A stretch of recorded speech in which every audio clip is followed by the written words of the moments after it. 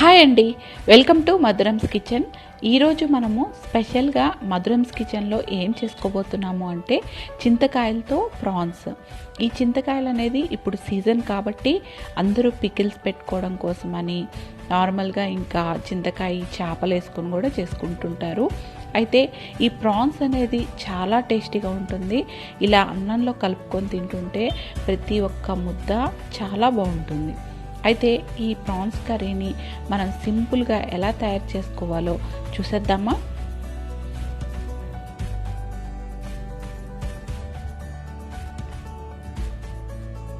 First మనము prawns అనేది 1/2 kilo వరకు తీసుకొని వాటిని శుభ్రంగా క్లీన్ చేసి పక్కన పెట్టుకోవాలి.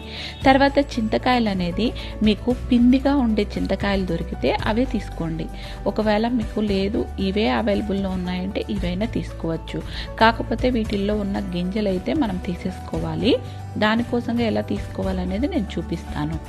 అయితే ఈ చింతకాయల్ని ఫస్ట్ మనము నీళ్ళల్లో వాష్ చేసుకోవాలి.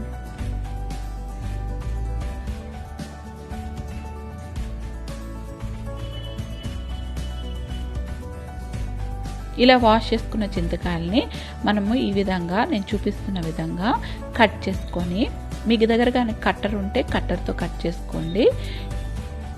ఇలా కట్ చేసుకొని లోపల చిన్న గింజ కానీ పెద్ద గింజ కానీ ఏదున్నా సరే తీసేసుకోవాలి.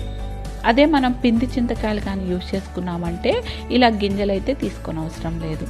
తర్వాత ఆనియన్ వచ్చి పెద్ద ఆనియన్ ఒకటి, చిల్లీలు వచ్చి అంటే మీకు పచ్చిమిర్చి ఒక 10 వరకు తీసుకోవాలి. మీకు ఘాట్ ఎక్కువగా కావాలి అనుకుంటే పచ్చిమిర్చి కొంచెం ఎక్కువగా పెంచుకోవచ్చు.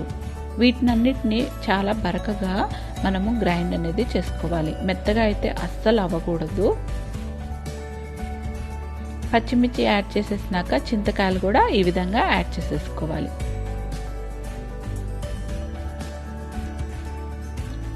ఇప్పుడు దీన్ని మనము ఒక 1 or 2 times ఇలాగా గ్రైండ్ చేసుకోవాలి. ఎక్కువగా మెత్తగా అయితే అస్సలు చేసుకోవద్దు, బాగోదు. ఇలా చూపిస్తున్న విధంగా బరకగా రావాలి. ఇలా వచ్చినాక పసుపు, కొంచెం సాల్ట్ యాడ్ చేసేసుకొని మళ్ళీ పక్కన పెట్టేసుకోవాలి దీన్ని. ఇప్పుడు ప్రాన్స్ని మనము ఒక బాండీలో వేసి ఈ విధంగా కొంచెం బాయిల్ చేసుకోవాలి. సాల్ట్ తర్వాత కారం అనేది ఒక 1/2 స్పూన్ వేసుకున్నా సరిపోతుంది. ఎందుకంటే పచ్చిమిర్చినే దీనికి ఎక్కువగా కావాలి. కారం అనేది అసలు అవసరం లేదంతగా. కానీ స్పైసీగా కావాలి అనుకుంటే ఇలా కారం అనేది కూడా కొంచెం ఎక్కువగా యాడ్ చేసుకోవచ్చు. ఇవి బాగా రొయ్యలు అనేది నీళ్ళన్నీ పోయి వాటిల్లో బాగా మగ్గాలి. దానికోసంగా మనము ఒక 5 minutes or 7 minutes పడుతుంది.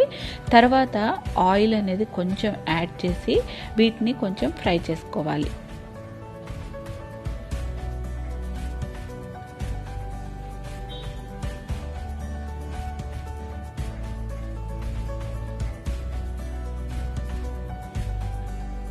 ఇలాగ రొయ్యలు అనేది బాగా ఫ్రై అయినాక తర్వాత మనము ఒక బాండీ పెట్టుకొని ఆ బాండీలో ఆయిల్ అనేది యాడ్ చేసుకోవాలి.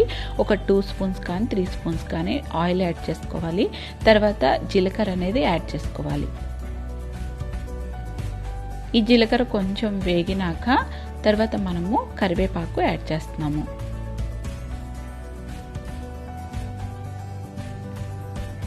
ఇప్పుడు మనము ఇంతకు ముందు రొయ్యలు ఉడకపెట్టుకున్నవి వీటిల్లో యాడ్ చేసేసుకోవాలి.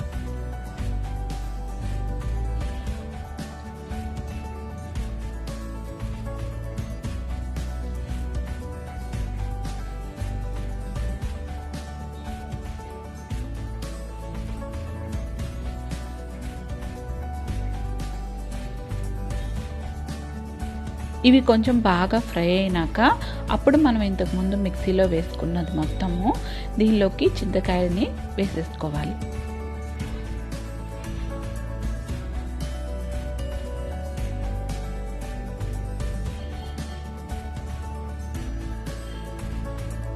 ఈ 2 ఐటమ్స్ బాగా కలిసేలాగా ఈ విధంగా బాగా కలుపుకోవాలి.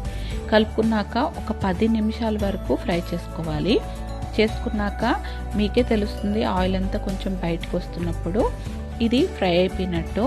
ఆ టైంలో మీరు తీసేసుకోవచ్చు. ఈ విధంగా అయినాక సర్వింగ్ ప్లేట్లోకి తీసేసుకోండి. ఈ చింతకాయ రొయ్యలు ఎంతో బాగుంటాయి. అయితే మీరు ఈ చింతకాయ సీజన్లో కంపల్సరీగా ఒక్కసారన్నా ఈ కర్రీని ట్రై చేయండి. ట్రై చేసి ఎలా వచ్చిందనేది నాకు కమెంట్స్లో చెప్పండి. ఈ వీడియో కానీ నచ్చినట్లయితే లైక్ చేసి షేర్ చేయండి. ఇప్పుడే నా ఛానల్ని చూస్తున్న వాళ్ళు సబ్స్క్రైబ్ చేసుకోవడం మర్చిపోవద్దు.